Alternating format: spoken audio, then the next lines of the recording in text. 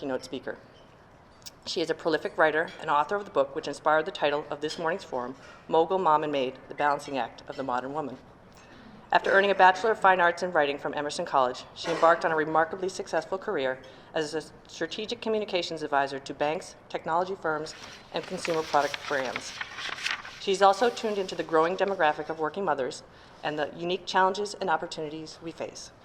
She is passionate about helping women thrive and helping companies reach and mobilize this important resource. Ladies and gentlemen, Liz O'Donnell.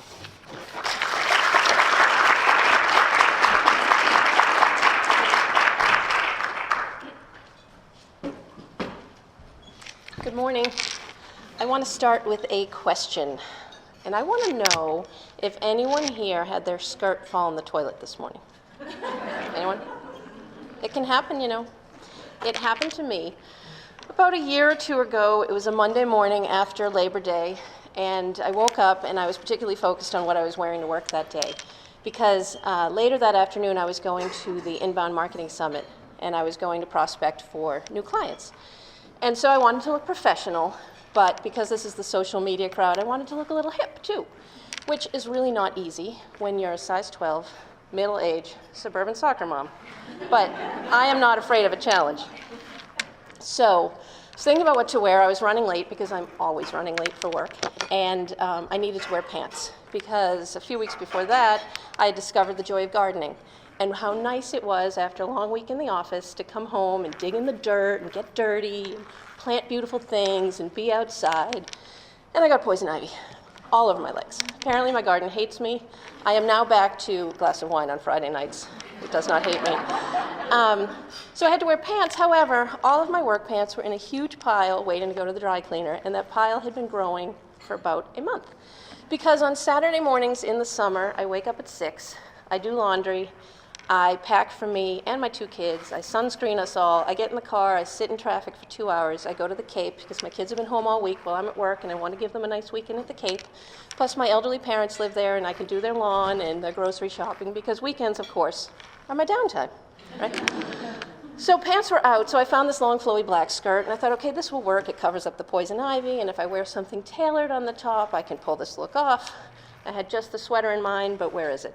My house is a mess, because my house is always a mess. And so it was either in the pile of clothes in my room, the pile of clothes on top of the washer dryer, or the pile of clothes on the sofa, which we use as a laundry bag. Do not judge. Do not judge. Find the outfit, accessorize appropriately. I'm ready to go. I think I should hit the ladies' room. I have a long commute. And while I'm in the ladies' room, splash, the back of the skirt lands in the toilet. I am so late for work. I will spare all the other details, but I will tell you it involved linen after Labor Day, a missing button, an empty tank of gas, 2 car accidents I passed on 128, and an expired registration sticker on my car. I got to work about 10:15. I did do a great job at the event, though. You may be wondering what any of this has to do with women in work. I think it has everything to do with women at work. Same commute a few months earlier. I get in the car and I call my friend Sharon. Known her since 7th grade. She's that friend you can just be yourself with. She says hello. I say, I hate my husband. I'm so stressed out and I can't take it anymore. Red, white, and blue. And she says, you need to slow down. I just did that in public, Jean, I know. She says, you need to slow down. What happened? It sounds like you said red, white, and blue. What happened was at 7 o'clock the night before, I was about to go up into my home office, sequester myself, finish, and start a new business proposal that I was pitching the next day. And the phone rang. And we still have one of those like 1990-something answering machines that plays the message out loud. So my kids hear the school principal say, any student from Oakdale who wants to be on the Flag Day float, have your kids at the start of the parade at 5 o'clock in red, white, and blue. This was on June 13th. Now, if you're from Dedham, you know that Flag Day has been celebrated on June 14th every year in this country since 1885. So help me understand why on June 13th at 7 p.m. we're getting this call and we're just planning the school float. Because of course my kids are like, I want to go, I want to go. My husband, knowing anytime I start a sentence with help me understand, knows that things are going to spiral really quickly. So he says, go upstairs, I've got this, do your proposal. I don't think you got this. I have a bad feeling about this, but I have to do this proposal. So I go upstairs, I do the proposal, and the next morning I said, show me what you picked out. Dark pink shorts for my daughter with a light blue shirt, maroon shorts for my son, with an off-white shirt. I lost it. I'm not proud. I lost it. Maroon is not red. The color, the blue on the flag is navy. It is not light blue. My kids are going to look like fools. Everyone else is going to be in old navy shirts with flags. By 8:30 in the morning, I had ruined his day, my kids' day, because they heard me, my day, hence the call to Sharon. Last month, we had a mandatory meeting at work. Annual kickoff meeting, set the goals and the visions, 9 o'clock on a Tuesday. My coworker walks in at 8:57, and I said, good morning, Laura. She said, it's not a good morning. It is a Mogul mom and maid kind of morning. She normally works from home on Tuesday afternoons, but she had to come in for this mandatory meeting. Her husband happened to be traveling for work, so she needed to drop the kids off at school, except she couldn't because her son came down with croup. So she had to hire a babysitter who was running late. So she had to find someone to take her daughter to school, so she calls the neighbor, and the neighbor says, no problem, I'll walk your daughter while I walk my daughter. Okay, so now all she has to do is worry about the babysitter and getting to work on time. But the phone rings, and it's the neighbor. Her daughter just threw up on the kitchen floor. So, sorry, it's breakfast. And so she says, I can't walk your daughter to school. Somehow my coworker managed to get to work by 8:57 to at least appear present in the meeting and to ask some really smart questions. And that is what we do. That is what we ladies do every day. We walk through the front door of our offices and we've got this invisible task list running through our head. Buy Old Navy t-shirts, buy my parents' prescriptions, get their Peapod order, think about drop-off, think about pickup, worry about the bus. All of this stuff we bring to work with us every day. And yet we still manage to do a great job.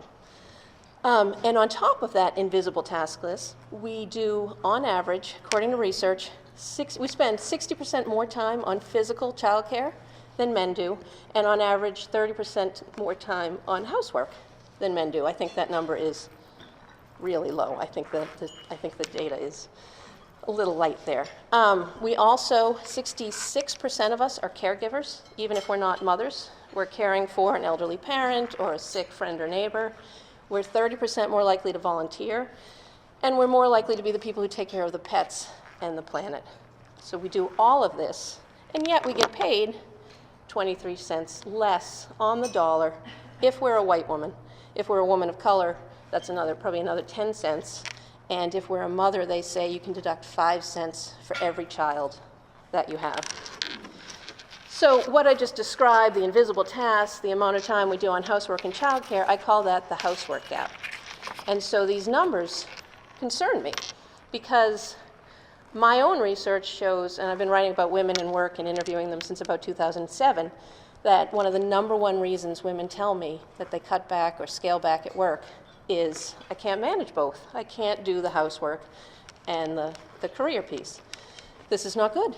Right? We need women for the GDP. According to McKinsey, if we don't keep women in the workforce, we can't maintain our GDP numbers. We need women for our bottom lines. There's a whole boatload of research that shows that diversity at the top leads to a better, profitability and bottom line. And we need women at work, excuse me, because 60-something% of households now depend on a woman's salary, 40% solely, the other 20% somewhat. So I decided I want to write a book about this housework gap, and I want to look at what we can do about it and what we can prescribe to get women into the C-suite. That's not the book I wrote. And the reason that's not the book I wrote is because I went out and I interviewed 100 women and asked them, how do you or don't manage career and housework? And what I heard was, Liz, it is so hard. It is so hard. And when I look at where I spend my time and where my return on investment is, it's not at the office, working for somebody else's corporate mission statement. It's at home, creating a life for my family and myself. Now, I certainly met women who had their eye on the prize, who were definitely going all the way to the C-suite. But for every one of those women, I met at least 2 who said, you know what, I'm over it, not for me.